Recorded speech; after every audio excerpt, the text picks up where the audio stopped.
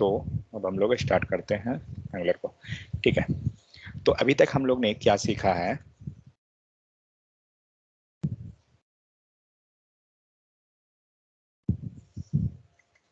अभी तक हम लोग ने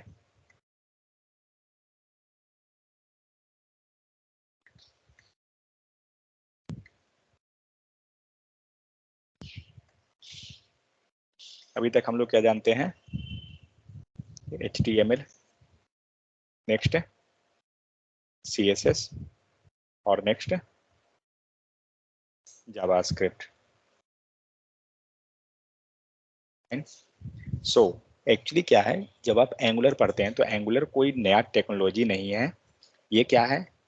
ये जो आप जान रहे हैं इसी को ये एक जगह समेट के रखना होगा। समझ में आया? जो हम HTML, CSS, जावास्क्रिप्ट जानते हैं उसी को हम क्या करते हैं, एंगुलर में यूज करते हैं। मीन्स एंगुलर जो है आप कह सकते हैं एंगुलर इक्वल टू, एंगुलर खुद भी है plus HTML plus CSS plus JS। ये इतना हम लोग इसको कह सकते हैं। समझ में आया?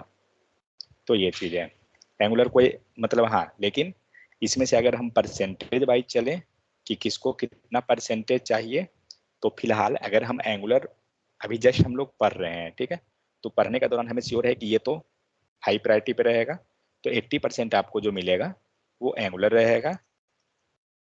HTML अगर देखा जाए तो हम मान लेते हैं कि 25% होगा। CSS उसी टाइप से आप रख लीजिए जितना डिजाइनिंग। मीन्स अगर हम ये देखें कि हमें स्किल्स वाइज कि हमें कितना आता है उस पर हम एंगुलर सीख सकते हैं, तो उसके लिए तो HTML अगर आपको 10% भी आता है एनफ है। CSS 10% भी अगर आ रहा है काम चल जाएगा, कोई दिक्कत तो ऐसा नहीं है। जावास्क्रिप्ट का हम मानते हैं कि अप्रॉक्स 35% ये चीज है, और जावास्क्रिप्ट थोड़ा कम भी है तो चलेगा, वैसा कोई मैटर नहीं है। ठीक है, तो कम से कम इस हिसाब से हम कंट्रीब्यूशन इसको कर सकते हैं कि इतना इतना हमें आना चाहिए तो हम मैनेज कर लेंगे। ये हुआ। चलिए, तो एंगुलर है क्या? तो एंगुलर एक्चुअली में एक फ्रेमवर्क है। एंगुलर क्या है? एक फ्रेमवर्क है। अपना नोट पेपर पेन रखिएगा, जहां भी लगे लिखते जाइएगा। तो एंगुलर एक फ्रेमवर्क है। जैसे अगर आप CSS पढ़े हैं तो CSS के हेल्प से क्या हो रहा था, किन्हीं को पता है? डिजाइनिंग कर रहे थे। जो लोग अगर बूटस्ट्रैप पढ़े हैं, बूटस्ट्रैप क्या कर रहा था? बूटस्ट्रैप भी आपको डिजाइनिंग ही कर रहा था, करेक्ट? तो अब केस ये है कि अगर बूटस्ट्रैप भी डिजाइनिंग कर रहा है, जिनको बूटस्ट्रैप नहीं पता है कोई दिक्कत नहीं, वैसा कोई हमारे पास जरूरत नहीं है उसका। तो जब CSS भी डिजाइनिंग कर रहा था, बूटस्ट्रैप भी डिजाइनिंग कर रहा है, तो दोनों में अंतर क्या था? जो पढ़े हैं उनके पास आइडिया होगा या जो जानते हैं। सर, दोनों में बूटस्ट्रैप जो है वो CSS का एक फ्रेमवर्क माना जाता है। उसके पास प्री रिटन CSS होता है जिसके की क्लास को कॉल करके हम उसको यूज कर सकते हैं। मीन्स विदाउट CSS लिखे हुए फिर क्लास को अप्लाई करके HTML के अंदर हम उसका यूज कर सकते हैं। ओके, तो कहने का मतलब हुआ कि जब CSS हम लोग लिख रहे थे तो हमें क्या करना पड़ता था, पूरा CSS मैनुअली लिखना पड़ता था। और आपको पता है कि हम HTML में CSS कैसे हम लोग टैग करते थे? नीरज, कैसे कर रहे थे CSS को? अगर हमें टैग करना है तो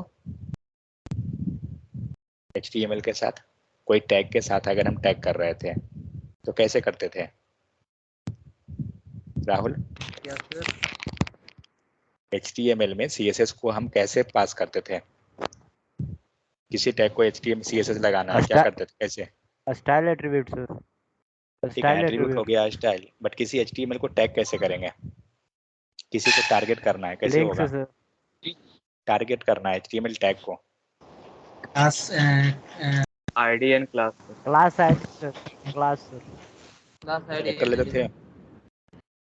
सेलेक्टर लेते थे जहाँ पे आईडी या क्लास कुछ भी लेंगे, करेक्ट। सो हम लोग क्या कर रहे थे, सिलेक्ट मतलब आईडी क्लास इसके बेसिस पे सिलेक्ट करते थे। तो होता क्या है बूटस्ट्रैप के केस में, यहाँ भी आप जो CSS क्लास एंड आईडी लेते हैं आप खुद बनाए थे उसको, ठीक है।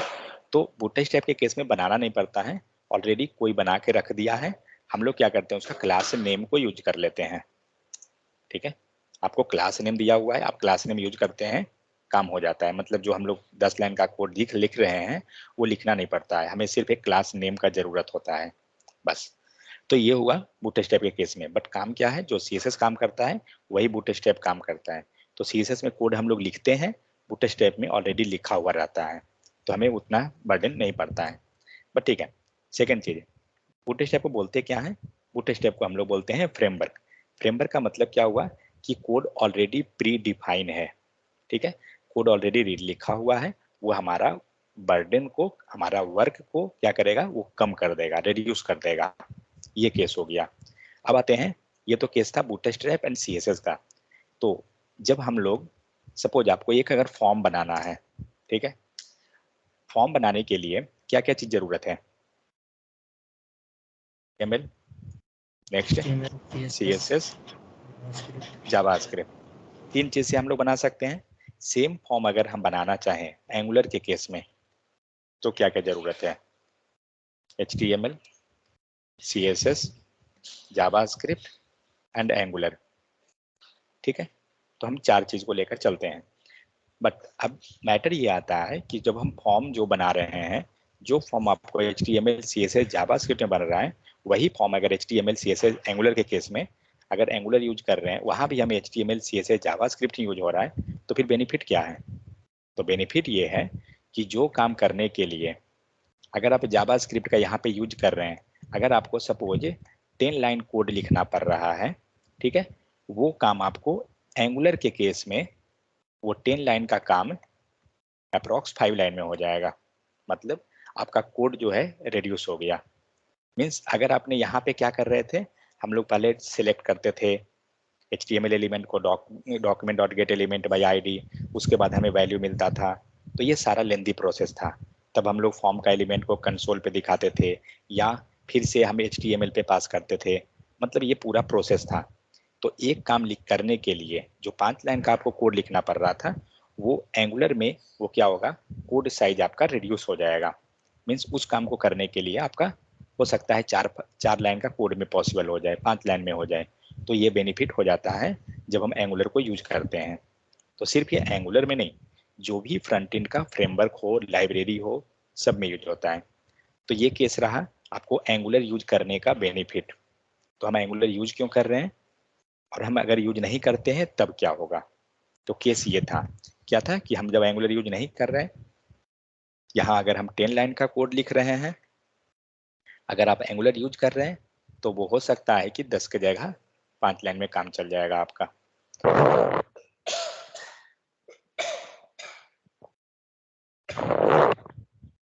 ठीक है, तो ये चीज हुआ। मतलब हमारा, अब एक चीज सोच सकते हैं, जब आपका फाइल साइज को कम कर दिया गया, लाइन ऑफ कोड डिक्रीज हो गया, तो श्योर है फाइल साइज कम गया। फाइल साइज जब कम हो रहा है तो ब्राउजर पे लोड होने में उसे कम टाइम लगेगा, डेटा भी उसे कम चाहिए, क्योंकि अगर आपका फाइल साइज बहुत है तो डेटा भी तो चाहिए ब्राउजर पे लोड कराने के लिए। मीन्स अगर आपने नॉर्मल स्पीड, आपका भी अगर इंटरनेट का नॉर्मल स्पीड भी है, तो भी आपका वेबसाइट क्या होगा, प्रॉपर वर्क करेगा। ये बेनिफिट हो जाता है जब आप फाइल साइज को रिड्यूस करते हैं तो। सो अब मान लीजिए, तो एंगुलर क्या है, एंगुलर एक फ्रंट एंड फ्रेमवर्क है। अब आते हैं, मान लीजिए हम लोग बहुत सारे लाइक फ्रंट एंड में आपको बहुत सारा टेक्नोलॉजी मिलेगा सुनने को, FRO, फ्रंट एंड, ठीक है। सो फ्रंट एंड होता क्या है, फ्रंट एंड का मतलब हुआ कि हम लोग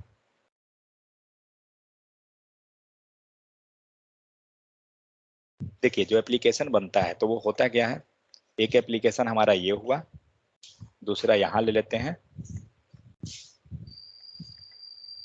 और तीसरा को हम लोग यहाँ ले लेते हैं, ठीक है। तो इसे हम बोलते हैं UI, इसको हम बोल सकते हैं सर्वर, और ये हम बोल देते हैं डेटाबेस DB। अब क्या होगा, UI पे क्या है, मान लीजिए सपोज आपका ईमेल आईडी है एंड पासवर्ड इंटर करने का 2 फील्ड है, नीचे में बटन हो गया। जब आप बटन को प्रेस करते हैं, आपने क्या किया, बटन को प्रेस किया, तो क्या होगा, ये जो भी डेटा था UI का, ठीक है, ये सारा डेटा जाएगा किसके पास, सर्वर के पास। जो भी आपने एंटर किया यहाँ पे, ये जाएगा सर्वर के पास, और सर्वर क्या करेगा, कुछ ऑपरेशन करने के बाद वो सारा डेटा जो आपने सर्वर को दिया, वो सारा डेटा चला जाएगा डेटाबेस को। क्लियर। तो ये प्रोसेस होता है जब आप एक एप्लीकेशन पे कोई भी मतलब डेटा फिल कर रहे हैं, कुछ भी काम कर रहे हैं जनरली तब। और फिर अगर सपोज दैट आपका डेटा, मान लीजिए आपने ईमेल आईडी एंड पासवर्ड डाला, हो सकता है आपका ईमेल आईडी पहले से डेटाबेस में नहीं है, तब क्या होगा, तो जैसे ये जिस टाइप से ये मैसेज गया है उसी टाइप से ये रेस्पॉन्स भी भेजेगा। तो ये रहा है आपका रेस्पॉन्स, और सेम रेस्पॉन्स फिर आपके फ्रंट एंड को भी आएगा, front and in the sense UI को। अगर एरर है तो ये एरर का, तो इसको क्या बोलते हैं, इसे हम लोग बोलते हैं रिक्वेस्ट। ठीक है, क्योंकि आपका डेटा के लिए रिक्वेस्ट किया गया। इसको भी चलिए हम लोग रिक्वेस्ट में ही लेके चलते हैं। लेकिन जब डेटाबेस और सर्वर से जो मतलब रिजल्ट आएगा हमें, वो क्या है, तो वो है आपका रेस्पॉन्स।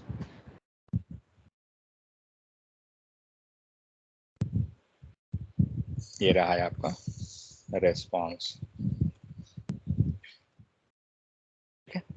मीन्स पहले क्या हुआ, आपने रिक्वेस्ट किया कोई चीज के लिए, क्या चीज के लिए आपने रेस्पॉन्स की रिक्वेस्ट किया, ईमेल एंड पासवर्ड के लिए। आपका UI क्या किया, रिस्पॉन्स किया, मीन्स आपका डेटा को कलेक्ट किया। रिक्वेस्ट में क्या कर रहा है, वो जा रहा है क्या चीज लेकर, आपका ईमेल एंड पासवर्ड को लेकर। करेक्ट।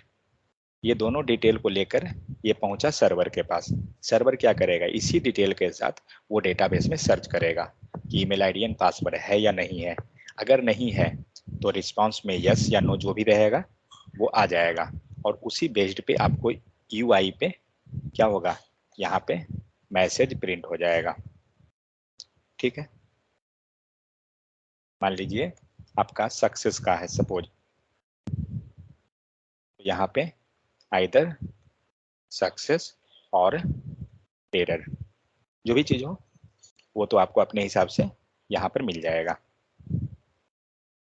तो अब ये इतना जो हुआ, अब आते हैं इसमें कि टेक्नोलॉजी क्या यूज होती है, किसमें कौन सा टेक्नोलॉजी जरूरी है हमें।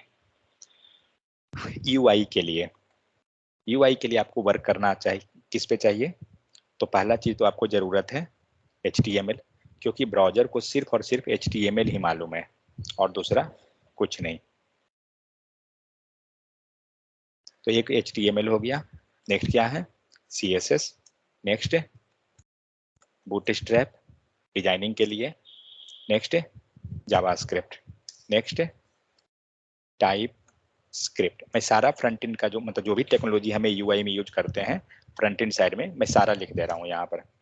Type script, next Ajax, next jQuery। ठीक है, तो ये जितना भी आपको यहाँ पर दिख रहा है, ये सारा टेक्नोलॉजी जो है आपको फ्रंट एंड में आप यूज कर सकते हैं। ठीक है, जब भी आप फ्रंट एंड का पेज बनाते हैं तो आप यूज कर सकते हैं। तो यहाँ पे क्या क्या है, jQuery है, एजेक्स है, टाइप स्क्रिप्ट है। ये तीन चीज आपको नया लग रहा है, एक्चुअली है क्या, तो एक्चुअली यहाँ पर क्या है, जो ये HTML CSS जावास्क्रिप्ट बूटस्ट्रैप है, और CSS में आप रख सकते हैं /SAS को भी, क्योंकि एनीवे वो भी यूज कर सकते हैं। तो ये जितना टेक्नोलॉजी है इसमें से ये सारा टेक्नोलॉजी आप तो डिजाइनिंग पर्पस पे काम कर लेंगे, करेक्ट, बट ये जो है ये क्या करेगा, आपको कुछ डेटा के पर्पस पे काम कर देता है। इसका मतलब क्या हो रहा है, बट एंगुलर के केस में हम यूज किसको करेंगे और किसे नहीं करेंगे, तो मैं यहाँ लिखता हूँ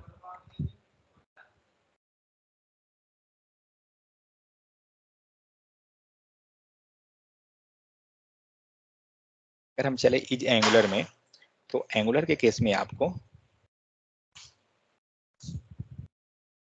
HTML, CSS, टेक्स्ट, JS, इतना से काम आपका हो जाएगा। क्यों? क्योंकि एंगुलर में आपको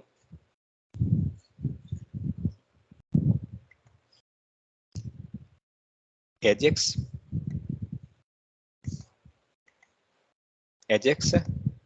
jQuery ये दोनों लिखने का जरूरत नहीं है, क्योंकि ये दोनों जो है आपको एंगुलर के अंदर इनबिल्ट अवेलेबल है। ठीक है, तो हमें ये लिखने का जरूरत नहीं होता है। लेकिन अगर कल आप पाइथन या फिर जावा कोई भी फ्रेमवर्क पे काम करते हैं, जावा के फ्रेमवर्क पे, तो आपको उस केस में ये सब का नीड पड़ता है, ये दोनों टेक्नोलॉजीज का। ठीक है, तो ये सीन है। तो आपको मोस्टली एंगुलर के लिए ये सब का जरूरत नहीं है। तो ये सारा हमको लैंग्वेज जो आगे चल के जो है, अगर आप कभी भी लर्न करना चाहते हैं तो आपको फ्रंट एंड के केस में ये सारा टेक्नोलॉजी आप सीख सकते हैं। नेक्स्ट आते हैं सर्वर में। तो सर्वर के लिए टेक्नोलॉजी क्या है?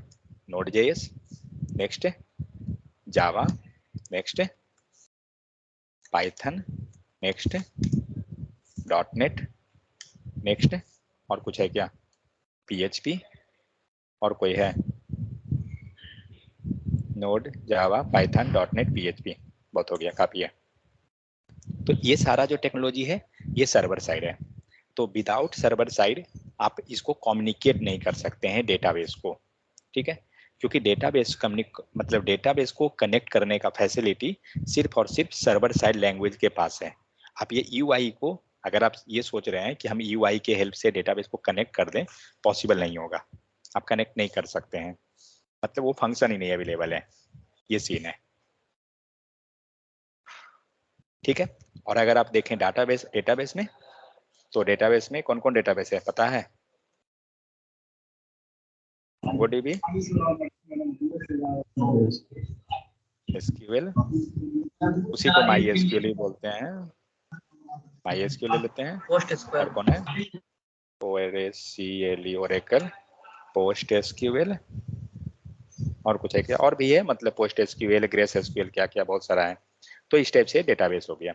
तो ये सारा हम अगर देखें तो ये सारा क्या है? टेक्नोलॉजीज का नाम है। ठीक है, बट हम लोग क्या कवर कर रहे हैं? हम लोग मोस्टली आपको ये सारा हम लोग देखेंगे। एंगुलर में जो हम लोग कोड लिखते हैं, हम लोग जावास्क्रिप्ट नहीं लिखते हैं कोड, हम लोग कोड लिखते हैं टाइपस्क्रिप्ट। ठीक है, तो अंतर के मामले में देखा जाए जावास्क्रिप्ट एंड टाइपस्क्रिप्ट के केस में तो कुछ नहीं है। आप 5% कह सकते हैं कि चेंजेस रहेगा, उससे आपको कोई फर्क नहीं पड़ेगा। आपको टाइपस्क्रिप्ट नहीं भी आता है, आप समझ जाइएगा कि क्या है ये चीजें। एजेक्स एंड jQuery लिखने का जरूरत नहीं है, बट एजेक्स को हम लोग जावास्क्रिप्ट का जो ऑलरेडी जो कोर्स बचा हुआ है उसमें हम लोग कवर करेंगे। एजेक्स हम आपको बताएंगे कि एजेक्स होता क्या है। इधर बैकएंड के लैंग्वेज में हम लोग कवर करेंगे Node.js को, बट ये हम लोग लास्ट में देखेंगे Node.js। डेटाबेस में हम लोग कवर करके चलेंगे MongoDB को, क्योंकि आप फुल स्टैक का नाम जरूर सुने होंगे, पता है फुल स्टैक का मतलब क्या होता है? Front end back and. इसका मतलब होता है कि front end plus back and plus database, ये तीनों एक साथ आ जाता है, तब आप कहते हैं कि आप फुल स्टैक हैं। ठीक है, तो यहाँ पे हमारे पास अगर देखा जाए तो हम लोग जो ये सबको ले रहे हैं, तो उसमें से फ्रंट एंड कौन हो गया? तो फ्रंट एंड आपको हो गया एंगुलर। फ्रंट एंड अगर देखा जाए एंगुलर, बैक एंड कौन है? Node.js, एंड डेटाबेस आपको आ गया MongoDB। ठीक है, ये सारा हम लोग कवर करके चलेंगे। चलिए, ये हो गया, यहाँ तक समझ में आ गया? कोई दिक्कत किसी को भी? तो कल अगर आप इंटरव्यू में अटेंड करते हैं तो आपको पता होना चाहिए कि आप किस टेक्नोलॉजी पे वर्क किए हैं, किसका क्या काम है, ये सारा चीज एटलीस्ट आपको आइडिया होना चाहिए। ठीक है, तो जब भी हम यूआई डिजाइन करते हैं वो हम लोग एंगुलर, आपके पास 3 चीजें यूआई डिजाइन करने के लिए, इसको पहले हटाता हूँ। अब आते हैं यूआई पार्ट पे।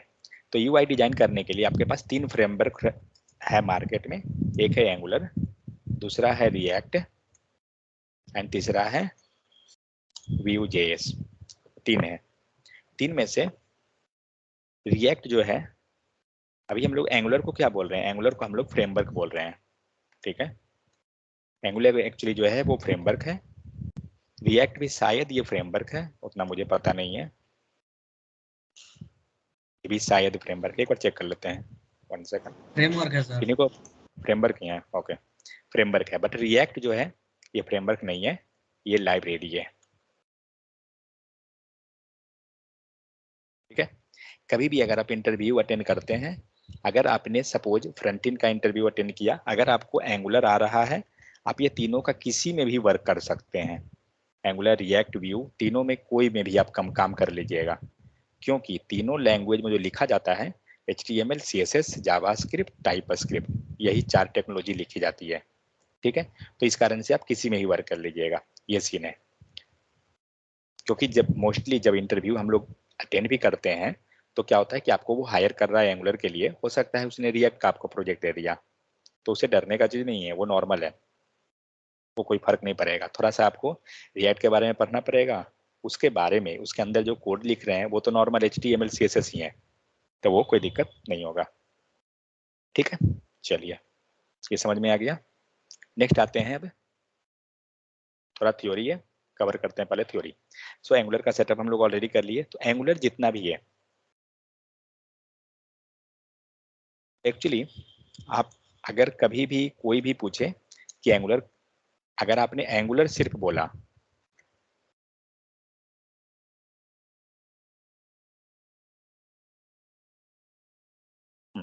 अगर आप सिर्फ बोल रहे हैं कि एंगुलर, ठीक है, एंगुलर का मतलब होता है 2+, ठीक है। ऐसा क्यों हम बोल रहे हैं एंगुलर 2+? जनरली आपके पास अगर मोबाइल है तो मोबाइल का वर्जन आया, लाइक पहले 1 आया, 2, 3, 4, 5, 6, कुछ इस टाइप से हुआ होगा। उसी टाइप से एंगुलर भी जो है आपको स्टार्ट हुआ एंगुलर 1 से, ठीक है। एंगुलर 1 फिर आया एंगुलर 2, 3, 4, 5, 6, 7, 8 जो भी है, बट एंगुलर का कंटिन्यू वर्जन नहीं है। ये मत सोचिए कि इसका कंटिन्यू है तो 2 के बाद 3 है, 4 है, ऐसा नहीं है, बीच में से गैपिंग है। तो एंगुलर 1 आया, एंगुलर 1 के बाद 2 आया। तो एक्चुअली है क्या, जो एंगुलर 1 है इसे हम लोग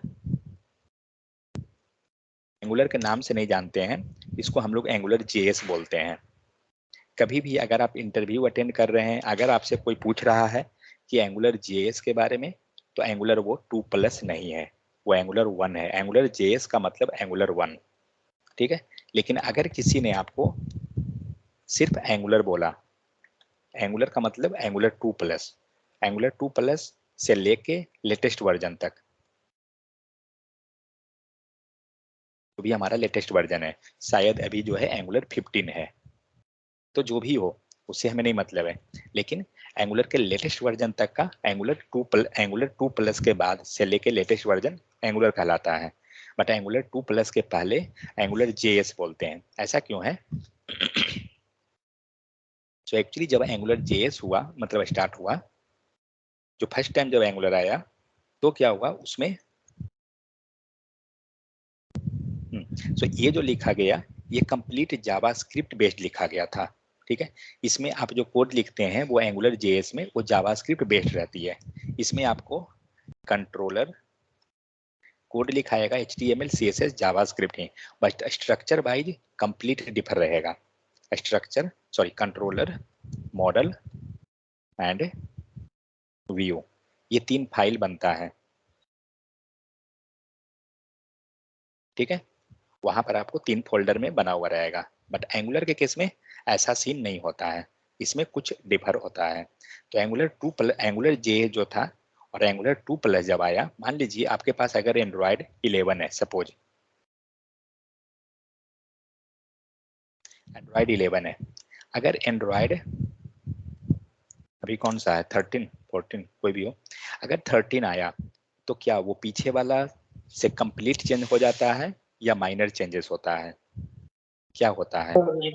माइनर चेंज आता है, बोलते हैं क्या माइनर चेंजेस हुआ, बट एक्चुअली एंगुलर के केस में ये सीन नहीं है। एंगुलर के केस में क्या है कि जब एंगुलर JS से लेकर एंगुलर 2+ आया, एंगुलर JS से एंगुलर 2+ जब हुआ तो यहाँ पर पूरा का पूरा इसको हम बोल सकते हैं मेजर चेंज हो गया।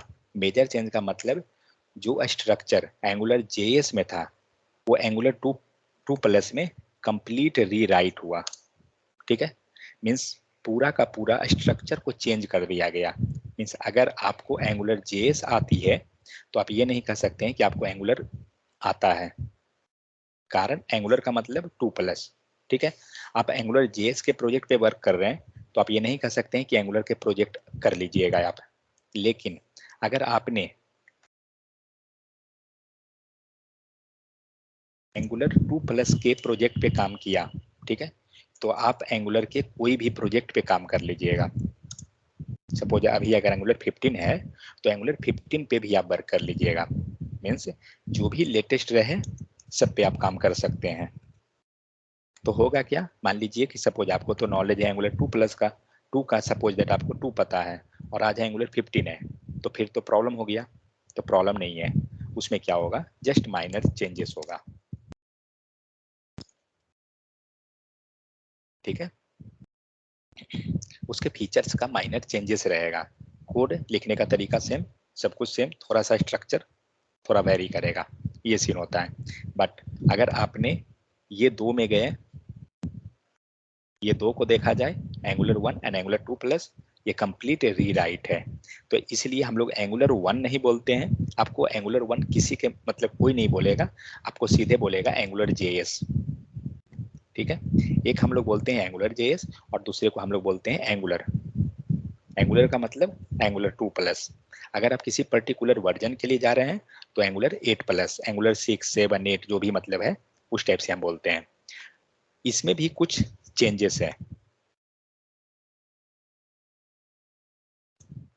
एंगुलर 8, ठीक है, एंगुलर 8 एंड एंगुलर 8 से पहले शायद एंगुलर 6 था या 4, जो भी देखते हैं क्या है, छो का वर्जन यहाँ पर डाला हुआ।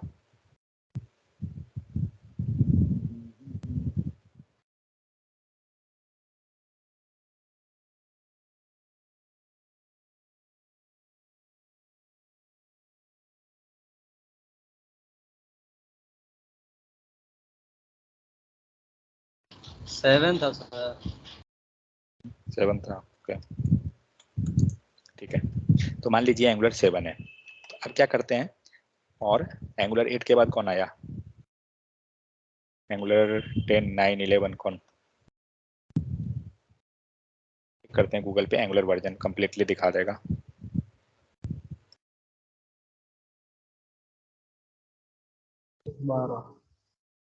आ रहा है,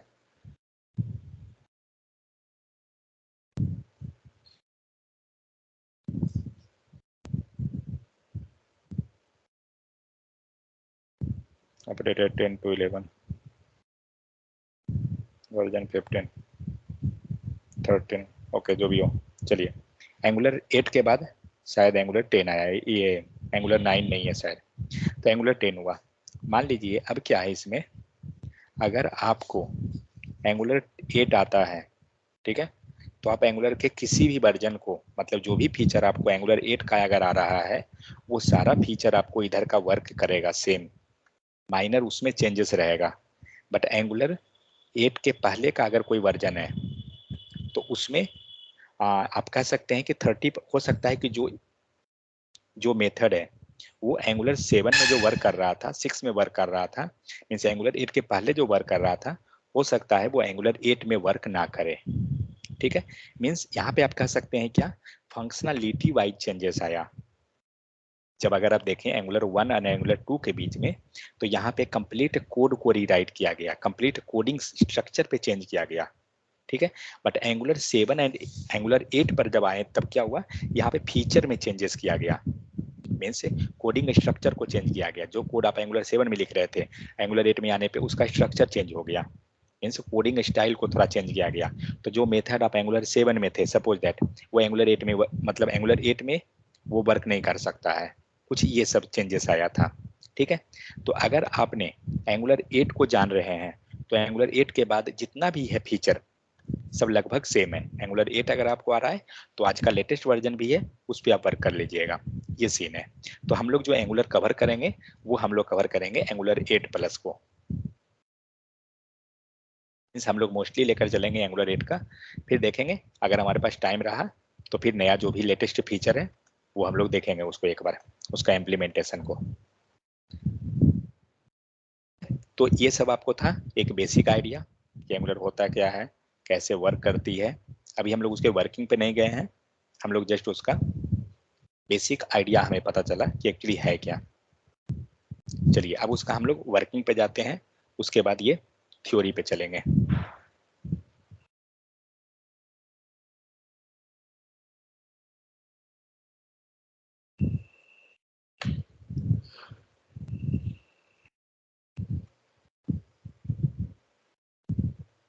देखिए अगर आप पहले एंगुलर का कोई वेबसाइट ओपन कीजिए, वेट,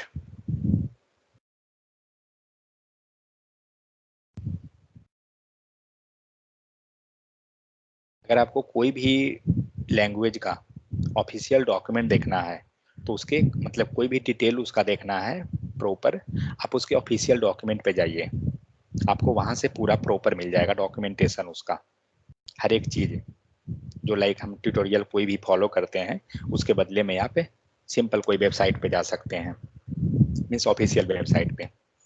चलिए तो अब क्या है, मान लीजिए हमने एंगुलर के वेबसाइट पे आ गए। अब देखते हैं, पहले इसका वेबसाइट चेक करते हैं। ओपन हुआ, कम्युनिटी पे चलते हैं, ब्लॉग पे, ब्लॉग चेंज कर रहा है, ओके।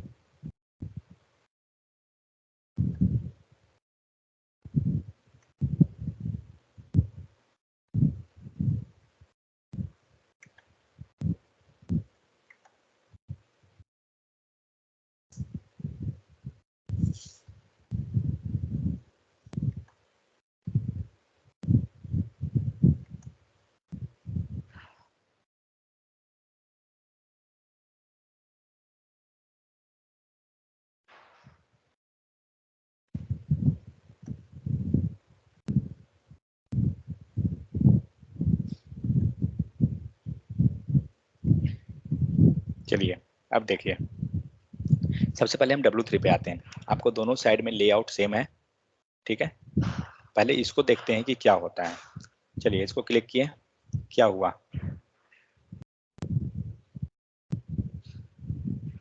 क्या हो रहा है, कोई आइडिया क्या हुआ? लोड हो रहा है। एक ही page sir, next page. Next page, okay. और एंगुलर में सर पेज लोड हो रहा है। ही वो लोड हो रहा है एक ही पेज पे। एक ही पेज में सर। तो देखिए क्या हुआ, इस पेज में अगर आप देखें मतलब W3 स्कूल पे, तो जब हम लोग क्लिक कर रहे हैं इस सेक्शन को, आपका ये URL चेंज हो रहा है, ठीक है। और वो पेज को यहाँ पे जो रिफ्रेश बटन है वो चेंज होगा, रिफ्रेश बटन आपको लोड होगा। क्लिक कीजिए, थोड़ा फास्ट होने के कारण वो दिख नहीं रहा है, बट ठीक है, इसको हम लोग क्लिक करते हैं। दिख रहा है पेज रिलोड हो रहा है, जो रिफ्रेश बटन आप देख सकते हैं आपका चेंज होता है। अब ये स्लो था, अब ये हमें दिखा आराम से। ये क्या किया, पूरा पेज को लोड किया। पूरा पेज का लोड होने का मतलब क्या हो रहा है, जितना भी कंटेंट है इस पेज पे सारा लोड हुआ, करेक्ट। अब आते हैं एंगुलर वाले पे।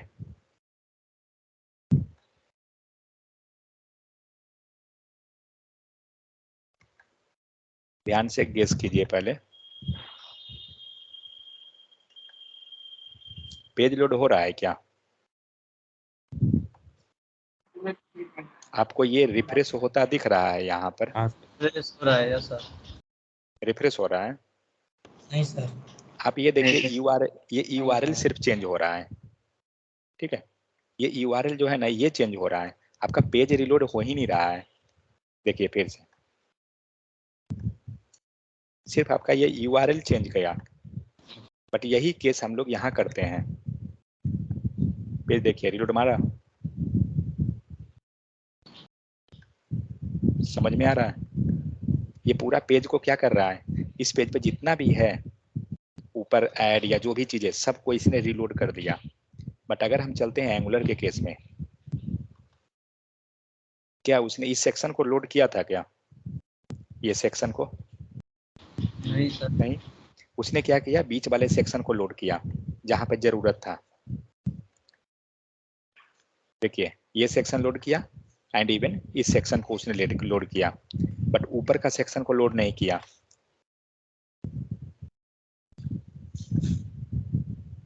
दिख रहा है ना? तो एंगुलर करता क्या है, तो एंगुलर जो है पूरे पेज को लोड नहीं कराता है। जैसे अगर ये एप्लीकेशन को हम देखें, ये क्या कर रहा है, आपके पूरे पेज को, पूरा जो वेबसाइट है इसने सबको लोड कर दिया। इवन ये पूरा जो हेडर ट्रेलर हेडर जो भी है, ये आइकन है, मीन सारा फाइल आपका लोड हुआ। लेकिन यहाँ पर क्या हो रहा है, आपका वो सारा फाइल नहीं लोड कर रहा है, सिर्फ इस पेज को लोड कर रहा है। आप ये देख सकते हैं जितना देर में ये वेबसाइट का एक सेक्शन ओपन होगा, क्या इसमें कितना देर लगेगा, कौन ज्यादा टाइम ले रहा है, वो ध्यान दीजिए। हो गया? यहाँ पर क्या हो रहा है, ये हमें कम टाइम लेगा। क्यों? क्योंकि इसमें हमें लोड किसको कराना पड़ रहा है, किस सेक्शन को लोड कर रहा है, ये सिर्फ और सिर्फ इतना सारा, करेक्ट, सिर्फ कंटेंट को। हेडर को ये कहाँ लोड किया, इसे कोई मतलब ही नहीं है, इसने वन टाइम लोड किया बस हो गया, दोबारा ये नहीं जा रहा है लोड करने। तो अब आप सोच सकते हैं कि आपको अगर कम बर्डन उठाना है तो आप श्योर है कम मतलब एनर्जी चाहिए।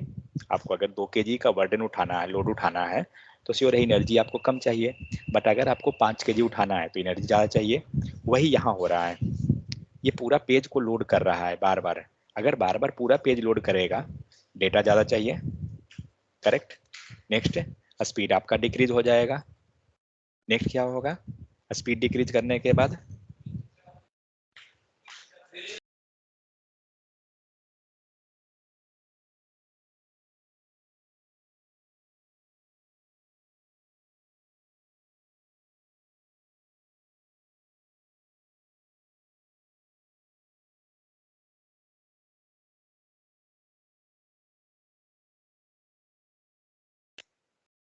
हेलो,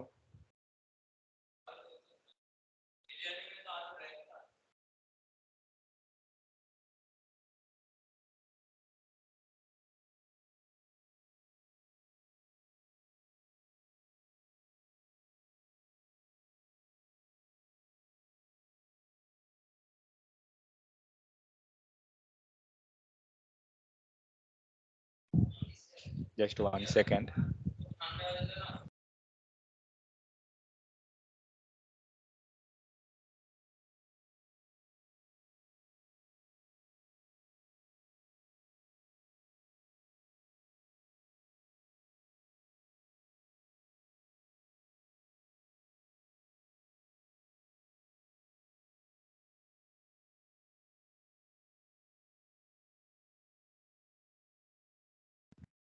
हेलो, अब देखिए, तो इसमें हमें क्या दिख रहा है, जो सेक्शन, तो हमें मान लीजिए ये पूरा पेज को लोड कराना है, तो श्योर है कि अगर आपको नॉर्मल सा अगर एक पेज है, अगर एक नॉर्मल पेज है, सिंपल सा पेज है, अगर उसे लोड कराने में हमें डेटा चाहिए 1 MB, चलिए 1 MB से भी कम लेकर चलते हैं, 50 KB, ठीक है, स्पीड लेकर चलते हैं 50 kbps। मतलब क्या हुआ, ये एक तरह से हम कह सकते हैं कि ये आपका 2G का स्पीड है, ठीक है। और अगर ये पेज हेवी कर दिया गया, जिसपे बहुत सारा इमेज है, कंटेंट है, बहुत सारा है, अब बताइए डेटा कम लगेगा या ज़्यादा? क्या वो मीन्स 50 kbps के स्पीड पे पेज लोड हो जाएगा आपका? नहीं। ऑब्वियस सी बात है, कोई चांस ही नहीं है कि वो पेज लोड होगा। पेज लोड होने के बाद अगर आपका लोड होता भी है, कुछ देर के बाद क्या एरर आ सकता है, ये आइडिया? 404 एरर। क्या देगा? 400? ना भाई 400 नहीं जी, 404 नहीं देगा। 404 कब आता है, किन्हीं को पता है? ट्वीट दे देगा sir, not receiving two files. 404 कब एरर आता है? जब वो फाइल नहीं रहता है तो उसका रहता है। ये फाइल नहीं रहने पे होता है, ठीक है। पेज नॉट फाउंड एरर है, इसका मतलब नहीं है कि कुछ भी लगा दीजिए उसको हमेशा। ये पेज जब नहीं मिलेगा ना तब ये एरर आता है। हम लोग एजेक्स में ये पढ़ेंगे कि कौन एरर कोड कब आता है। चलिए, तो 400 नहीं आएगा, कौन सा आएगा? हो सकता है कि 500 दे या कुछ भी, बट एरर क्या आएगा? Server not reachable. क्योंकि क्या होगा कि कुछ देर के बाद आपका जितना स्पीड है उस स्पीड पे डेटा रीच ही नहीं कर रहा है सर्वर को, मीन्स सर्वर के साथ वो कनेक्शन ही नहीं बना पा रहा है। तो इस कारण से आपको आ जाएगा 500 का एरर, और हो सकता है इंटरनल सर्वर एरर भी दे सके, बट ये कम चांस है इंटरनल सर्वर एरर का। बट जनरली आपको सर्वर नॉट रीचेबल का एरर आ जाएगा, ये चीज़ है। तो अब सोचिए, जब आपका 50 KB की स्पीड पे आप डेटा लोड कर रहे थे, आपका डेटा लोड होना पॉसिबल नहीं था। इसको क्या करना होगा? 50 से हमें स्पीड बढ़ाना पड़ेगा। हो सकता है कि 250 चाहिए, करेक्ट। तो 250 है, मान लीजिए हम इसको ले लेते हैं 3G के स्पीड पे। अब एक चीज सोचिए, अगर सपोज ये स्पीड जब कम था तो आपका वेबसाइट लोड नहीं हुआ। जब स्पीड यहाँ पे कम है तो ये वेबसाइट आपका लोड हो गया। अब आइए नॉर्मल पे, जब हम एप्लीकेशन हमारा एक एंगुलर बेस्ड है और एक नॉन एंगुलर, तो एंगुलर क्या करता है? तो एंगुलर क्या करेगा? सिर्फ उसी पेज को लोड कराएगा जिसका जिसका आपने रिक्वेस्ट किया, ठीक है। Means page loading as per demand इसको कह सकते हैं, ठीक है। तो जब हम डिमांड, जिस पेज का डिमांड करेंगे ना उसी पेज को ये लोड करेगा, ये अपने मन से फालतू में किसी को नहीं लोड करेगा। और नॉन एंगुलर क्या करता है? नॉन एंगुलर मतलब क्या? W3 स्कूल जो था, तो ये क्या करेगा? It will load all page. अब एक चीज सोचिए, आपके पास दो ऑप्शन है, एक एंगुलर के बेस्ड हम एप्लीकेशन बना दें और एक नॉन एंगुलर के बेस्ड पे। स्पीड किसको कम चाहिए पेज लोड कराने के लिए? मीन्स डेटा किसे कम चाहिए? एंगुलर वाले को। क्योंकि जब आपने एंगुलर बेस्ड मीन्स एंगुलर के बेस्ड पे अगर आपने प्रोजेक्ट को लोड किया, आपका स्पीड कम चाहिए। मीन्स आप एक चीज सोचिए, आपका अगर इंटरनेट का स्पीड 2G के स्पीड के बराबर है, कौन सा वेबसाइट लोड हो जाएगा? एंगुलर या नॉन एंगुलर? एंगुलर आपका लोड हो जाएगा। लेकिन यही चीज आप नॉन एंगुलर पे जाते हैं, आपका 2G पे चलेगा ही नहीं, इसको कम से कम 3G चाहिए। हाँ, डेटा रहना चाहिए, मतलब ज्यादा अगर उस कंटेंट है उस पे तो इसको कम से कम 3G 4G 5G जो भी है वो चाहिए। तो बेनिफिट क्या देखा गया? बेनिफिट ये है कि जब आपका 2G स्पीड है तो भी आपका एंगुलर का वर्क कर जाएगा, 3G है तब जाकर आपका नॉन एंगुलर चलेगा, 4G है तब चलेगा। तो अब केस क्या है कि फ्रंट एंड का जो भी एप्लीकेशन है, आइदर रिएक्ट है, एंगुलर, व्यू, वो कम स्पीड पे भी आपका प्रोजेक्ट को लोड कर देगा, ठीक है। बट रिएक्ट के केस में ऐसा नहीं होता, रिएक्ट भी हमें सारा पेज को शायद लोड करता है, बट ठीक है एंगुलर पे हम चलते हैं। तो एंगुलर में क्या करेगा कि सिर्फ उस पेज को लोड कराएगा जिसका आप डिमांड कर रहे हैं, तो ये लेस स्पीड पे भी वर्क कर जाएगा। अब केस ये आता है कि नॉन एंगुलर मतलब क्या, ये आइडिया? अगर हम बोल रहे हैं नॉन एंगुलर वेबसाइट, मतलब किस लैंग्वेज का बना हुआ वेबसाइट है ये?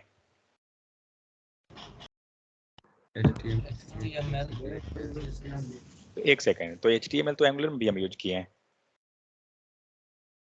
Sir, except Angular, sir. Except Angular means they are using set of the Angular is the React and other language of framework. नहीं, फ्रंट एंड को छोड़ दीजिए, देखिए ओके ठीक है। देखिए नॉन एंगुलर का मतलब हुआ जो प्रोजेक्ट फ्रंट एंड को छोड़कर बनाया जा रहा है, ठीक है। फ्रंट एंड मतलब हम लोग कुछ टेक्नोलॉजी लिखे थे, क्या क्या टेक्नोलॉजी लिखे थे? जावा, पाइथन, .NET, PHP और क्या? Node.js, ठीक है। ये सारा का सारा क्या है? सर्वर साइड लैंग्वेज है। बट इसमें आप जो भी काम कीजिएगा आप इसमें डायरेक्ट वेबसाइट नहीं बना सकते हैं, ठीक है। मीन्स UI आप इसका क्रिएट नहीं कर सकते हैं, बट UI आप इसमें भी क्रिएट कर सकते हैं with the help of framework.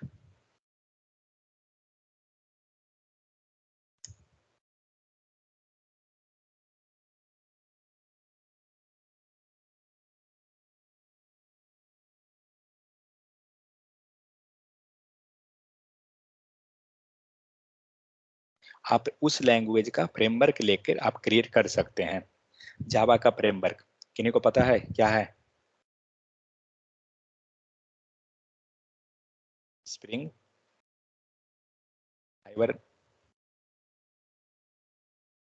Hibernate, इस टाइप से बहुत है। मतलब हम लोग जस्ट एक दो लिख देते हैं। स्प्रिंग, हाइबरनेट, ये आपको जावा का मोस्टली फ्रेमवर्क है, पॉपुलर फ्रेमवर्क। पाइथन का बहुत पाइथन पढ़ते हैं सब। हाँ, नमपाई है, फ्लैश है। ऐसे लिखते हैं क्या नमपाई को? यस तो कौन है? जैंगो। स्पेलिंग नहीं पता, शायद ऐसे लिखते हैं या एक्स लिखते हैं, शायद एक्स लिखते हैं, जो भी हो। सर जे लिखना है। जे लिखते हैं, ओके ठीक है, लिखा गया भाई। अब आते हैं dot net. Actually dot net जो है ना, ये लैंग्वेज नहीं है, ये खुद फ्रेमवर्क है। बेट इसका लैंग्वेज लिखते हैं। डॉट नेट का लैंग्वेज पता है क्या किन्हीं को?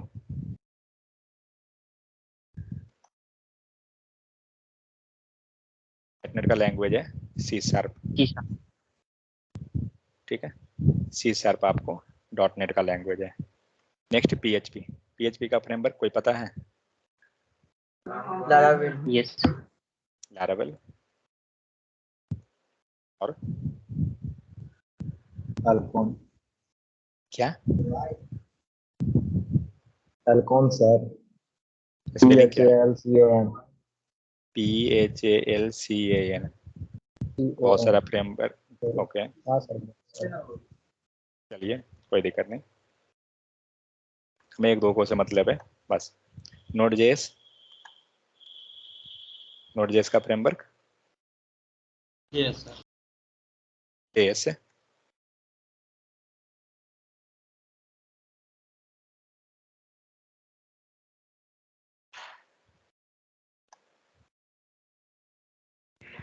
ठीक है, तो ये हुआ। तो नोड जेएस का framework express JS, nest JS, ये सब नोड जेएस का फ्रेमवर्क है, और भी है। सो अब मान लीजिए अगर आपको क्या करना है कि आपको फ्रंट एंड नहीं यूज करना है, ठीक है, और आप क्या चाहते हैं कि हम पीएचपी में ही वेबसाइट बना लें, तो आप क्या कीजिएगा, पीएचपी का फ्रेमवर्क को लीजिएगा, लाइक लार्वेल हो गया, फाल्कन जो भी है, इसको लेके क्या करेंगे, उसी में आप HTML को लिख सकते हैं। फ्रेमवर्क में ही आपको HTML CSS सारा लिख लीजिएगा। कोई वेबसाइट अगर PHP पे है तो पता कैसे चलेगा कि वो PHP पे है? अगर कोई वेबसाइट सपोज पाइथन पे है तो पता कैसे चलेगा, या डॉट नेट पे है तो कैसे मालूम चलेगा? तो देखिए, जब आप URL को हिट करते हैं, URL है, इसका URL कॉपी करते हैं,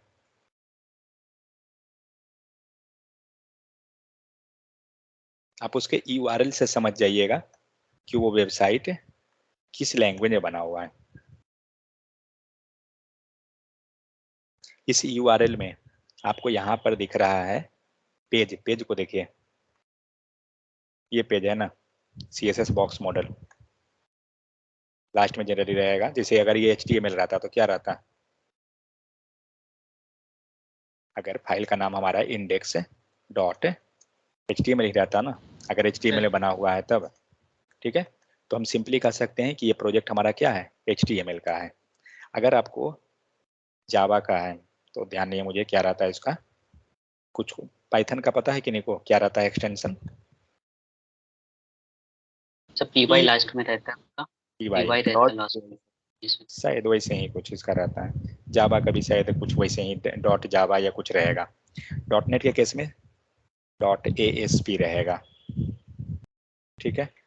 अगर PHP का है तो इसमें क्या रहेगा, डॉट PHP ये रहेगा लगा हुआ। अगर एक्सप्रेस JS का है तो इसका पता नहीं मुझे, शायद JS होना चाहिए, पर जो भी हो। तो अब देखिए, अब जब आपको किसी भी प्रोजेक्ट के लास्ट में ये जो एक्सटेंशन है, आप इससे पता कर सकते हैं कि आपका ये प्रोजेक्ट बना हुआ क्या चीज में है। यहाँ पे क्या है, डॉट ASP, मतलब कौन सा हुआ, समझ में आया? ASP dot net language use हुआ C#, ठीक है। ये, और डॉट नेट जो है क्या है, ये फ्रेमवर्क है। ये डॉट नेट जो लिखा हुआ है ना, वेट, डॉट नेट को ही हम लोग लिखते हैं ASP डॉट नेट, ऐसे लिखते हैं एक्चुअली, ठीक है। इसीलिए एक्स का एक्सटेंशन जो बनता है डॉट ASP बनता है, और डॉट नेट जो है एक्चुअली माइक्रोसॉफ्ट का प्रोडक्ट है, ठीक है। सो ये हो गया। तो इस टाइप से हम लोग क्या करते हैं, डायरेक्ट उस लैंग्वेज में ही आप क्रिएट कर सकते हैं जो ये वेबसाइट है। तो जब आप उस लैंग्वेज में क्रिएट कीजिएगा, आपको HTML CSS लिखने का तरीका मिल जाएगा। अब क्वेश्चन ये उठता है कि जब हम डायरेक्ट एक लैंग्वेज पढ़ के हम मान लीजिए प्रोजेक्ट बना लेंगे, तो फिर हमें मल्टीपल लैंग्वेज पढ़ने का क्या जरूरत है। ऑब्वियस सी बात है कि अगर हम PHP पढ़ें और उसी में हमारा पूरा प्रोजेक्ट बन गया, तो फिर हम front end back and database क्यों इतना लंबा क्यों कर रहे हैं। करेक्ट। मान लीजिए आपने एक प्रोजेक्ट जो है PHP एंड प्लस डेटाबेस की हेल्प से आपका बन जाएगा, क्योंकि आप कोई भी लार्वेल ले सकते हैं। लार्वेल के हेल्प से लार्वेल एंड PHP मिलके आपको UI एंड बैकएंड बना देगा, एंड डेटाबेस आपको डेटाबेस काम कर दिया। तो जब ये सिंपल सा एक लैंग्वेज मिलके कर दे रहा था, तो फिर हम लोग एंगुलर प्लस सपोज Node.js ले रहे हैं, तब हम लोग डेटाबेस ले रहे हैं। तो यहाँ पे 3 लैंग्वेज हम क्यों पढ़ने जा रहे हैं, फिर दिक्कत क्या, फायदा क्या है इससे, कोई आइडिया। फिर तो फालतू में ही टाइम पास कर रहे हैं ना इतना पढ़कर।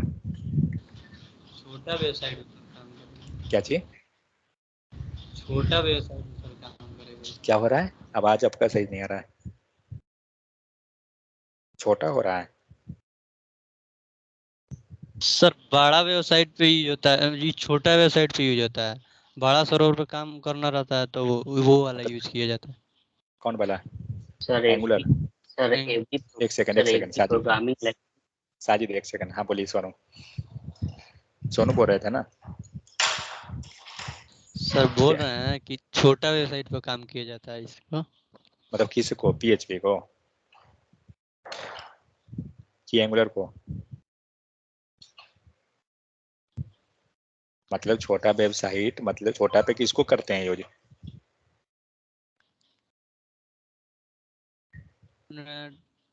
Python Java .NET। इसको छोटा पे या बड़ा पे। छोटा पे सर। ओके ठीक है, और बड़ा पे एंगुलर Node.js डाटा। ये जो W3 स्कूल लग रहा है छोटा लग रहा है क्या, क्या लग रहा है। इसके अंदर देखिए कितना है, दिख रहा है ना, ये तो कुछ ज्यादा ही ट्रैफिक बड़ा, कम है। ट्रैफिक कम है, क्या बात कर रहे हैं। अगर आप जाके ट्रैफिक चेक कीजिए इसका, मुझे अमेजन के ट्रैफिक से मुझे नहीं लगता है कि 10% इसका कम होगा। अगर आप जाइए W3 स्कूल जो है ना, 90% डेवलपर को पता है W3 स्कूल, समझे, ये चीज जान लीजिए। आप कॉलेज में हैं तो भले आपको पता नहीं होगा, बट 90% डेवलपर को पता है W3 स्कूल। तो ट्रैफिक का मामला नहीं है, और ये सर कोई हमको छोटा नहीं वेबसाइट पता नहीं, था सर। ठीक है, उसके लिए नहीं कर रहा हूँ। तो ये क्या है, जबकि ये क्या चीज बना हुआ है, ASP पे बना हुआ है, डॉट नेट पे। और डॉट नेट जो होती है वो सिक्योरिटी लेवल में बहुत ही हाई होती है, ठीक है, क्योंकि ये माइक्रोसॉफ्ट का प्रोडक्ट है। अब देखिए, तो ऐसा सीन नहीं होता है, क्या है, अगर आप सपोज कोई छोटे बिजनेस कर रहे हैं, ठीक है, तो छोटे बिजनेस में क्या होता है ना, जब आप देखिएगा लोकल शॉप या कुछ भी है जो जनरली एक नॉर्मल सा वेबसाइट, मतलब नॉर्मल सा काम के लिए अगर कर लिया, सपोज दैट वो PHP यूज कर लेगा। आपको पता है जीमेल क्या चीज पे बना हुआ है किन्हीं को, जीमेल किस लैंग्वेज में है। Maybe .NET. नहीं, ओपन कीजिए जीमेल पेज, देखिए इसका दिखाएगा।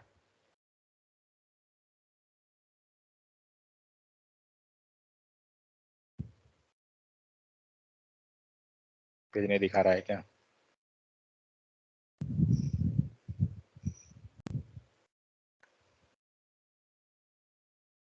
पेज शो पता नहीं कैसे करेगा वो शो, कंपोज में करेगा क्या। नहीं, ये एक्चुअली बना हुआ है PHP पे, ठीक है, .NET। आप सर्च कर सकते हैं किसी भी वेबसाइट के बारे में। ईमेल,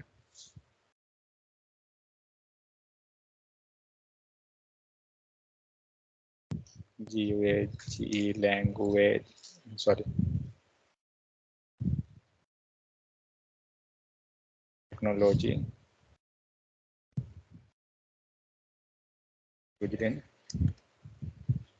जीमेल, देखते हैं क्या दे रहा है। Gmail makes use on Ajax, employing power features such as JavaScript, keyboard access, feed registration, which technology can be used। ये तो मेल सेंडिंग करने का है, आपको दिखाएगा, बट Gmail जो है ना PHP पे बना हुआ है। तो ऐसा नहीं कर सकते हैं कि कोई टेक्नोलॉजी की छोटा है बड़ा है, ऐसा से नहीं होता है सब। हाँ, लेकिन वो देखा जाता है सिक्योरिटी लेवल, यूजर लोड कितना पड़ रहा है, वो सब लेवल पे। तो Gmail जो हुआ, आपको जब भी आपको कम बजट में अगर कुछ है तो जल्दी बनाना है या कुछ वैसा सीन है, आप PHP यूज कर सकते हैं। आप सिंपली मतलब कम टाइम में बन जाएगा, ये सीन होता है, ठीक है। तो अब केस हमारा क्वेश्चन ये था कि जब हम सेम काम PHP में एक ही लैंग्वेज से कर रहे हैं तो फिर हमारा नीड क्या है दो लैंग्वेज सीखने का। तो अब सीन ये है कि सपोज आपने कोई एक लैंग्वेज से आपने एक वेबसाइट बना लिया, मान लीजिए आपका वेबसाइट बन गया और इसमें आपने क्या किया, यूज किया सिर्फ PHP प्लस डेटाबेस, सिर्फ एक लैंग्वेज है। दूसरा वेबसाइट हम लोग बनाते हैं, इसमें हम यूज करते हैं फ्रंट एंड का कोई टेक्नोलॉजी प्लस बैकएंड का कोई टेक्नोलॉजी प्लस डेटाबेस। अब केस ये है कि जब हमने फ्रंट एंड का टेक्नोलॉजी यूज किया, बैकएंड टेक्नोलॉजी यूज किया एंड डेटाबेस यूज किया, ठीक है, तो श्योर है कि ऑब्वियस है कि अगर तीन लेयर चल रहा है, इसका मतलब है कि इसमें 3 डेवलपर कम से कम काम करेगा।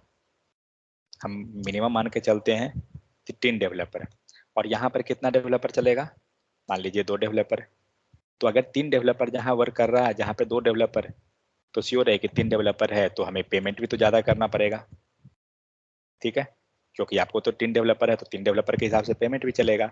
सेम उसी टाइप से अगर यहाँ 2 है तो श्योर है कि हमें पेमेंट भी लेस करना पड़ेगा।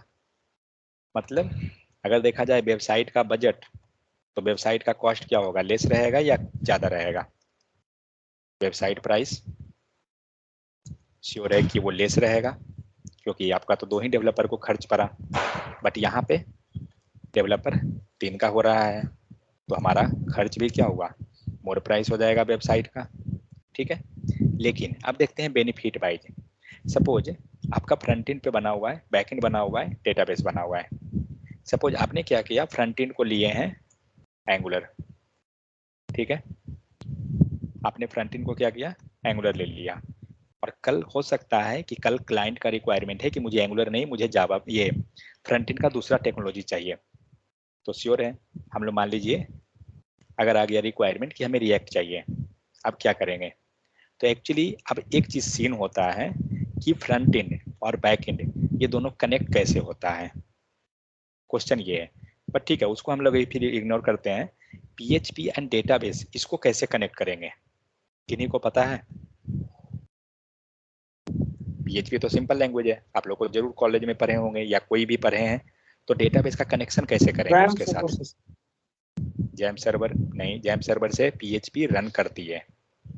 PHP जैसे कि हम लोग एंगुलर को रन करने के लिए लोकल होस्ट में करते हैं ना, तो 4200 सर्वर और इनबिल्ट है। तो PHP को रन करने के लिए जैम सर्वर चाहिए। जैसे जावा के लिए, जावा को रन करना है आपको सर्वर चाहिए, विदाउट सर्वर आप रन नहीं कर सकते हैं, ठीक है। PHP या डेटाबेस कनेक्ट कैसे होगा, कोई भी सर लिंक यूजिंग अपाचे में, अपाची नहीं, अपाची सर देखिए Yes, sir, Apache, Jamp, XAMPP, पैम्प, ये सब सर्वर है जो प्रोजेक्ट को रन करने में आपको हेल्प कर रहा है। किसी सोर्स से क्या चीज से? फेविक्विक से? नहीं सर, ODB माई की स्कूल लोकल होस्ट MySQL ही देते हैं सर। क्या चीज? माई एसक्यूएल लोकल होस्ट नहीं। MySQL सर वो यूजर नेम माई पासवर्ड एक SQL आई। कनेक्शन वर्ड होता है, एक फंक्शन होता है सर। ODBC data source. क्या चीज? डेटा सोर्स है। सर एक फंक्शन होता है, हाँ। तो माई स्क्यूएल को अगर लीगल अंडरस्कोर कनेक्ट करके हम फंक्शन यूज तो हो जाएगा। कहने का मतलब हुआ डेटाबेस के क्वेरी से। Yes sir. करेक्ट। इसी से ना कनेक्ट होगा सर डेटाबेस जेसन की। से कर सकते हैं सर। हाँ? जेसन जेसन क्या है? जावा जावा। जावा मतलब जावा से पीएचपी को कनेक्ट कर दीजिएगा। सर जावा डेटाबेस सिस्टम है सर। एक सेकेंड, जेसन का क्या बोल रहे हैं? जावा डेटाबेस सिस्टम। आइए, ओ और एन क्या है? ये SON। अच्छा, ये सिस्टम हो गया।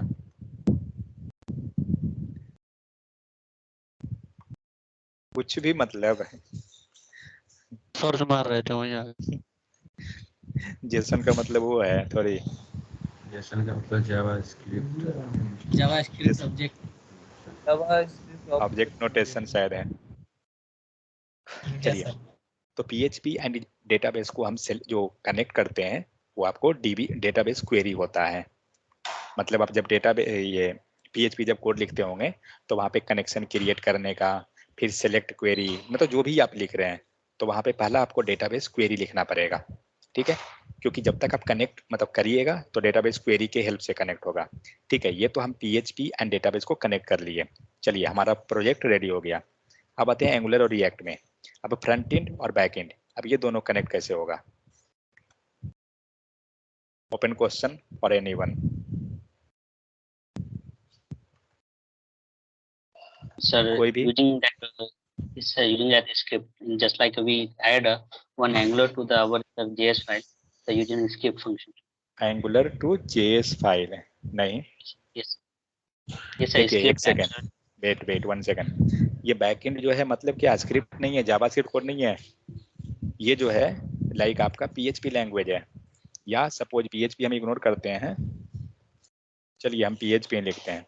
ठीक है, ये बैकएंड में आपका PHP है और डेटाबेस में आपका सेम डेटाबेस जो PHP में यूज कर रहे हैं हम लोग SQL है। समझ में आ गया? यहाँ डेटाबेस हम लोग ले लेते हैं SQL। ये चीज है। अब बताइए, तो डेटाबेस एंड ये बैकएंड एंड डेटाबेस क्या चीज से कनेक्ट हुआ? DB query. यहाँ भी सेम रहेगा क्योंकि बैकएंड एंड डेटाबेस सेम उसी से कनेक्ट हो जाएगा, लेकिन फ्रंट एंड क्या चीज से होगा? किन्हीं को idea? Front end back and दोनों कनेक्ट कैसे होगा? रोशन, प्रफुल्ल? MVC architecture, sir. ना भाई, MVC आर्किटेक्टर से क्या मतलब है? MVC तो जस्ट आर्किटेक्टर होता है। क्या क्या? आवाज से नहीं आ रहा है। सर्वर। हेलो, सर्वर तो बैकएंड है ना? रिएक्ट से। सर रिएक्ट से? भाई रिएक्ट एंगुलर सब एक है। मतलब एंगुलर को रिएक्ट से कनेक्ट कर दीजिएगा बैकएंड को, वो तो दूसरा लैंग्वेज हो गया। इस लाइब्रेरी का हेल्प करके सर, इस लाइब्रेरी का यूज करके। Library, okay. तो देखिए उसको क्या बोलते हैं, लाइब्रेरी तो हम नहीं बोल सकते हैं उसको, इसको बोलते हैं API। ठीक है, तो फ्रंट एंड बैक एंड जो आपका कनेक्ट होगा ना, API से कनेक्ट होगा। और API क्या होता है जो बताता हूँ। कुछ दिन पहले हम लोग JSON डेटा ला रहे थे, JSON प्लेस होल्डर से, पता है? ये हम लोग कर रहे थे ना।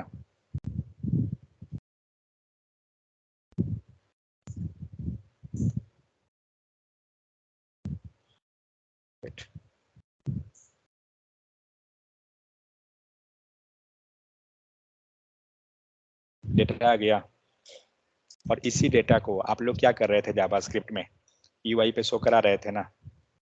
कैसे शो कराए थे? इस यूआरएल के हेल्प से। Yes sir. करेक्ट, यही यूआरएल था। इसी टाइप का हम लोग ने यूआरएल ई कॉमर्स में बनाया, 2-3 को हम लोग किए थे। तो ये जो डेटा आ रहा है यही एक्चुअली कहलाता है एपीआई।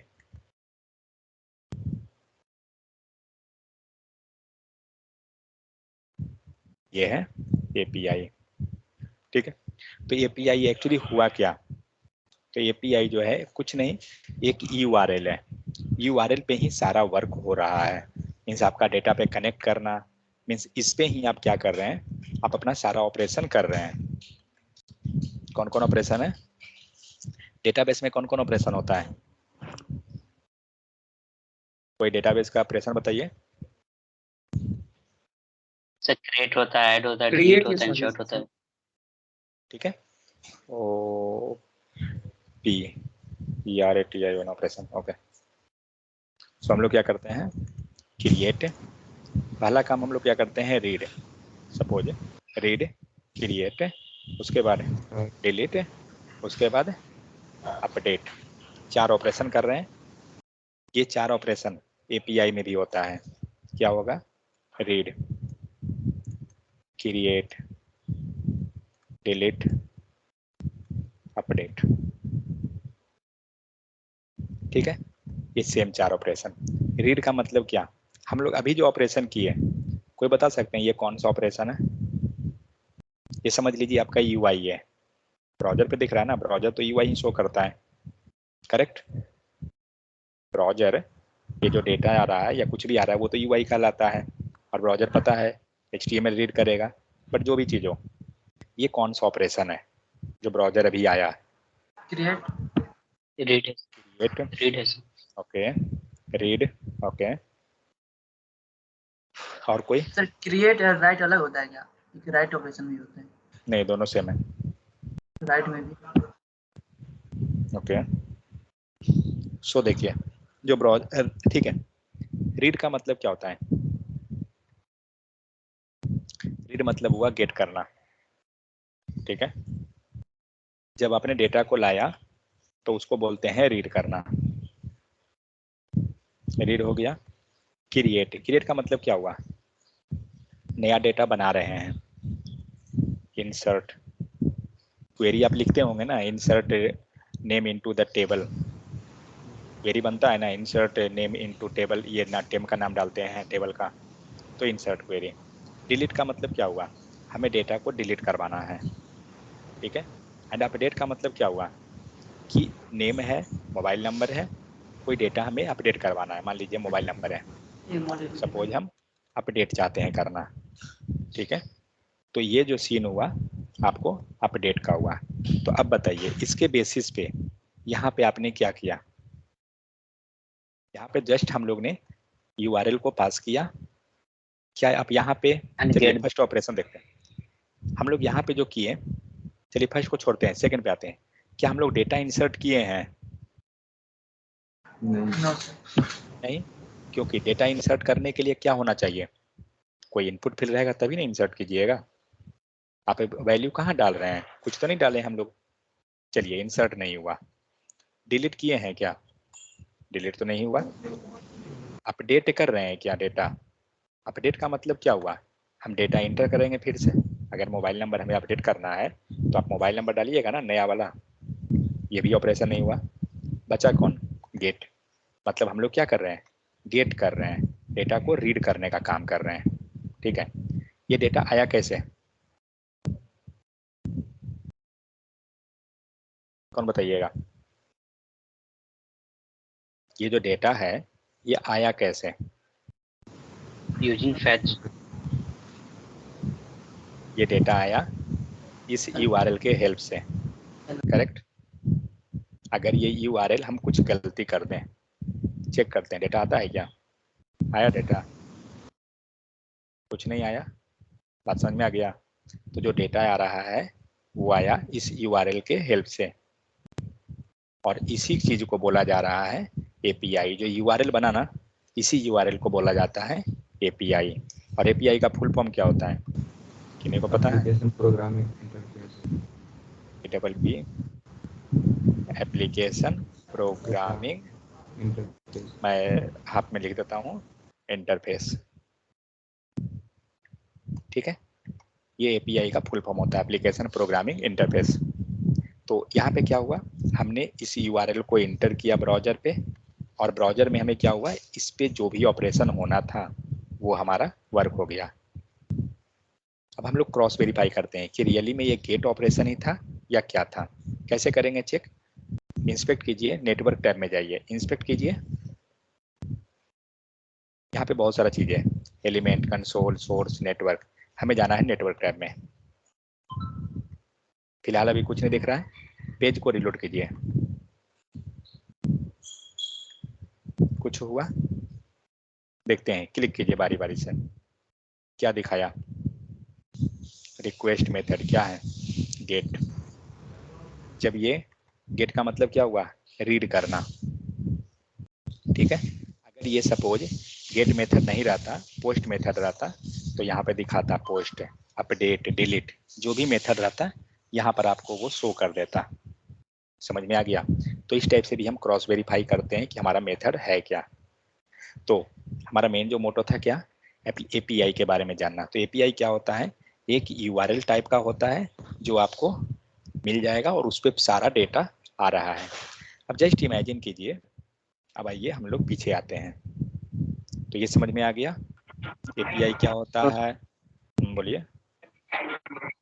सर बोल रहे थे कि सर जैसे बताएं आपकी एक फ्रंट एंड और बैक एंड को सर कनेक्ट करना हो तो एपीआई का यूज करेंगे, और एपीआई आपका यूआई होता है।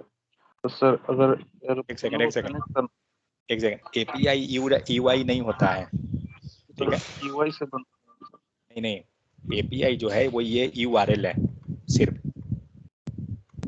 जैसे आपका अगर एटीएम कार्ड है और आपका ये अमाउंट जो है वो एटीएम बैंक में है, तो आपको निकालने के लिए क्या करना होगा, एटीएम कार्ड यूज करना पड़ेगा ना।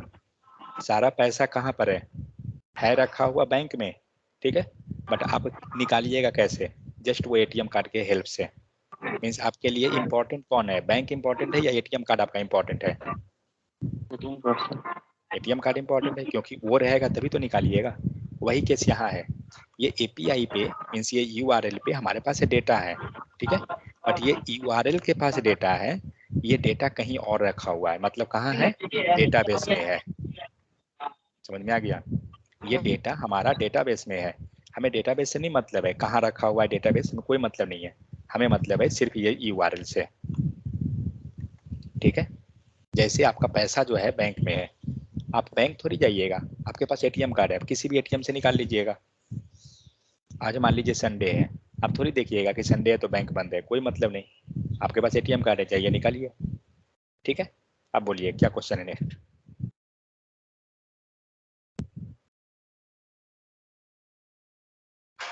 और कुछ था क्या राहुल? ओके ठीक है, हेलो बोलिए। हेलो हाँ हाँ सर, मतलब कहना चाहता हूँ जैसे अगर फ्रंट एंड बैक एंड को कनेक्ट करना है तो एपीआई का यूज करेंगे सर। तो अलग अलग मतलब कोई दूसरा वेबसाइट बना रहा है उसमें भी फ्रंट एंड बैक एंड का यूज कर रहे हैं, तो हर वेबसाइट के लिए मतलब कनेक्ट करने के लिए सर अलग अलग यूपीआई को क्रिएट करने मतलब बनाना पड़ेगा ना सर? करेक्ट। वही अभी आते हैं उधर। ओके हाँ, वो उसको बनाना पड़ेगा। अब आते हैं इस पे। मान लीजिए हमने क्या किया, फ्रंट एंड बैक एंड हमारा मर्ज हो गया, लेकिन अब क्या करते हैं, तो आखिर बेनिफिट क्या है। हमने कनेक्शन समझ लिया कि कैसे कनेक्ट करेंगे, डेटाबेस को डेटाबेस के क्वेरी से कनेक्ट करेंगे, बट बेनिफिट क्या है। बेनिफिट ये है कि सपोज दैट, इस पे आते हैं पहले। मान लीजिए आपने वेबसाइट बना दिया पीएचपी पे, कल क्लाइंट का रिक्वायरमेंट है कि नहीं, मेरा वेबसाइट जो है बहुत स्लो है, मुझे पीएचपी नहीं चाहिए, मुझे चेंज करके पाइथन ले आइए। ठीक है, कुछ रिक्वायरमेंट ऐसा आ गया कि पीएचपी से हटाकर पाइथन कर दीजिए। बताइए, आपने जो 2 डेवलपर को पेमेंट किया वेबसाइट बनाने में, जितना टाइम लगा वेबसाइट बनाने में, सेम चीज आपको रिवर्क हुआ या नहीं हुआ?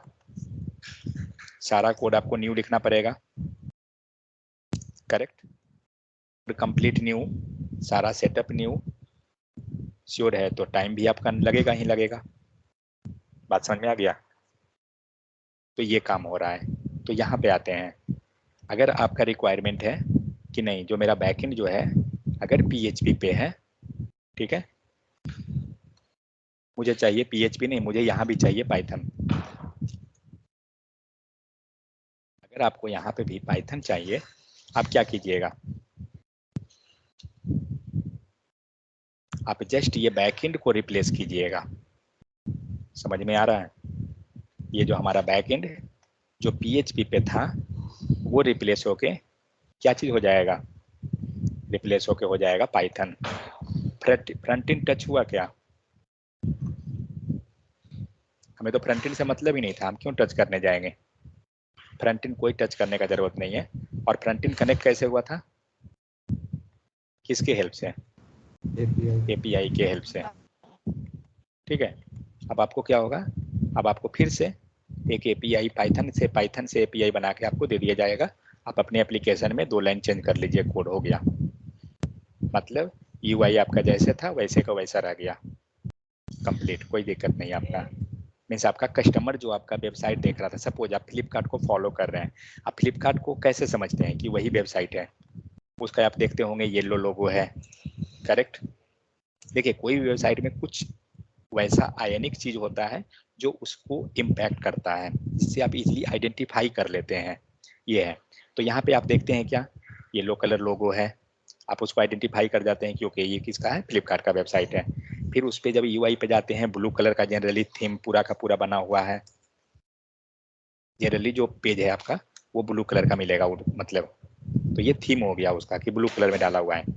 अब सपोज दैट आपका मतलब आपने पाइथन को चेंज किया, PHP को चेंज किया, ठीक है, PHP पे चेंजेस हो गया, पाइथन पे न्यू ये आया, मतलब PHP गया, UI कोई डिस्टरबेंस नहीं, मतलब ये पूरा का पूरा प्रॉपर चल रहा है।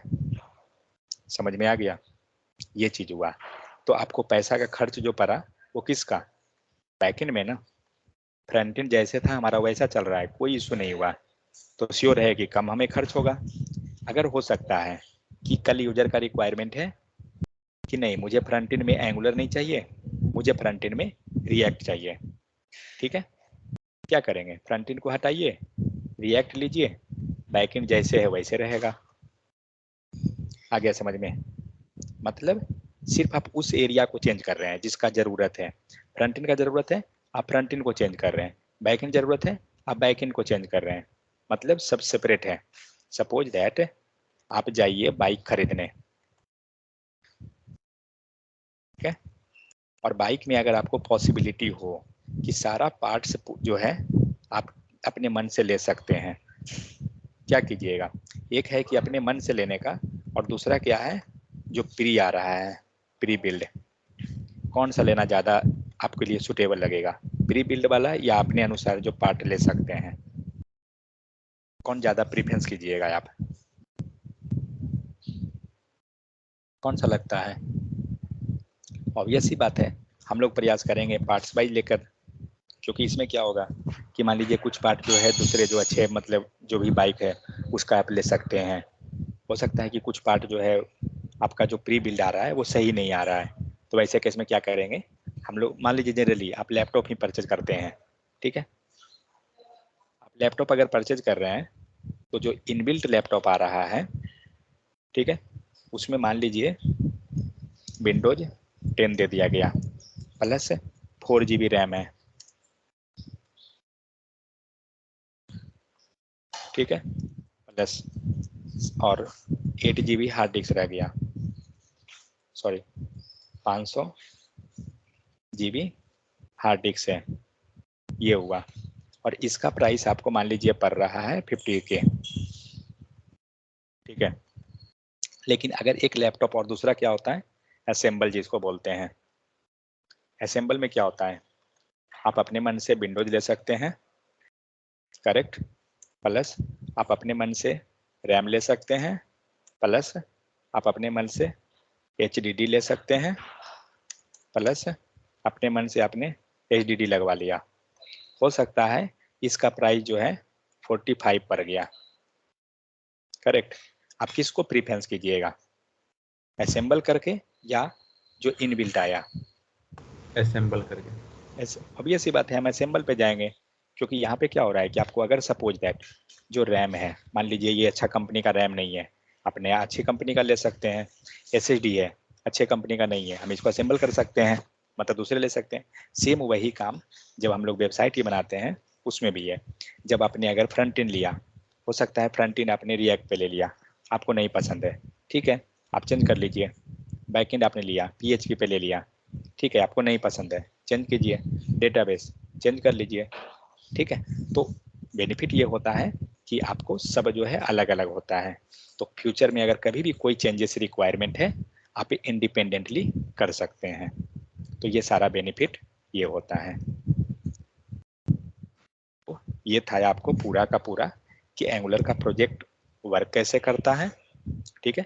एंगुलर प्रोजेक्ट के वर्किंग पे हम लोग थोड़ा सा और जाएंगे अगले क्लास में। बट एंगुलर रिक्वायरमेंट क्यों है, फ्रंट एंड बैक एंड का रिक्वायरमेंट क्यों है, जब फ्रंट एंड ही हमें पॉसिबल कर रहा है या बैक एंड कर रहा है, तो फिर दोनों का मिक्स क्यों कर रहे हैं। Next, front end back and का कनेक्शन कैसे हो रहा है, डेटाबेस के साथ कैसे कनेक्ट कर रहे हैं, ये सारा चीज हम लोग ये समझे। Plus angular and non angular project दोनों वर्क कैसे करता है, दोनों के बीच में डिफरेंस क्या है, तो हम लोग ने ये सारा चीज को देखा। जो फर्स्ट पेज है आपको इसमें लाइक कॉन्फ़िगरेशन है, यूज क्या है, कौन एप्लीकेशन चल रहा है जो एंगुलर पर है, क्या डिफरेंस है एंगुलर JS एंड एंगुलर के बीच, कुछ ये सब डिफरेंस है। फिलहाल आपको उतना ज़्यादा समझ में नहीं आएगा, लेकिन थोड़ा सा हम लोग आइडिया मिल सकता है, ठीक है। चलिए, कोई डाउट है किन्हीं को तो बोलिए।